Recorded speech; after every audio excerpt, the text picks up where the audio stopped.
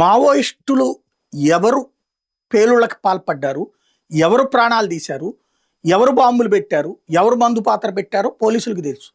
కానీ ఏ ఆధారము తేలేరు, చూపించలేరు కోర్టులకి.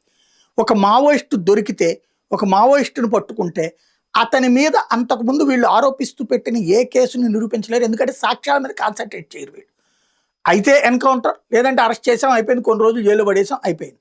దాంతో మావోయిస్టు నేతలు దర్జాగా బయటకు వచ్చి, నిరపరాధులుగా బయటకు వచ్చి, ఆ పైన దాష్టికాలు, దుర్మార్గాలు బహిరంగంగా తెర వెనక నుంచి కాదు, ఇప్పుడు అర్బన్ నక్సల్స్గా మారి తమ అరాచకాన్ని కొనసాగిస్తున్నారు.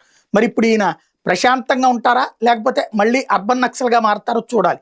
ఎవరైతే మాజీ మావోయిస్ట్ కేశవరావు, శ్రీకాకుళం జిల్లా మందస మండలం నల్లబొడ్లూరుకి చెందినటువంటి కేశవరావు అలియాస్ ఆజాద్ జైలు నుండి విడుదలై మంగళవారం అర్ధరాత్రి ఇంటికి చేరుకున్నారు.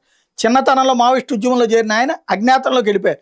క్రమంగా అగ్రనేతగా ఎదిగారు. ఆయన మీద ఆంధ్ర, ఒరిస్సా రాష్ట్రాల్లో 68 కేసులు నమోదయ్యాయి. 25 ఏళ్ల అజ్ఞాతం తర్వాత 2011 ఉమ్మడి ఆంధ్రప్రదేశ్లో అప్పటి డీజీపీ అరవిందరావు ఎదుట హైదరాబాద్లో లొంగిపోయారు. అక్కడి నుంచి స్వగ్రామం నల్లబొడ్లూరు చేరుకుని కుటుంబ సభ్యులతో ఉంటుంటే 10 రోజుల తర్వాత ఒరిస్సా పోలీసులు విచారణ పెట్టి కేశవరావుని కస్టడీలోకి తీసుకున్నారు. తర్వాత అరెస్ట్ చేస్తున్నట్టు ప్రకటించి జార్పడ జైలుకి తరలించారు. కేశవరావు 2025లో జైల్లోనే నిరాహార దీక్ష చేశారు. మరోవైపు ఆయన తల్లి కాములమ్మ 15 ఏళ్ల పాటు న్యాయ పోరాటం చేశారు. పలు సంఘాల సహకారం సుప్రీంకోర్టును ఆశ్రయించారు. సర్వోన్నత న్యాయస్థానం ఆదేశాల మేరకు ఆంధ్ర, ఒరిస్సా రాష్ట్రాల్లో ఆయన మీద ఉన్న కేసుల విచారణకి ప్రత్యేక కోర్టులు ఏర్పాటు చేశారు. ఈ క్రమంలో ఒరిస్సాలోని పర్లాకెముండి న్యాయస్థానం కేశవరావు నిర్దోషిగా ప్రకటించింది.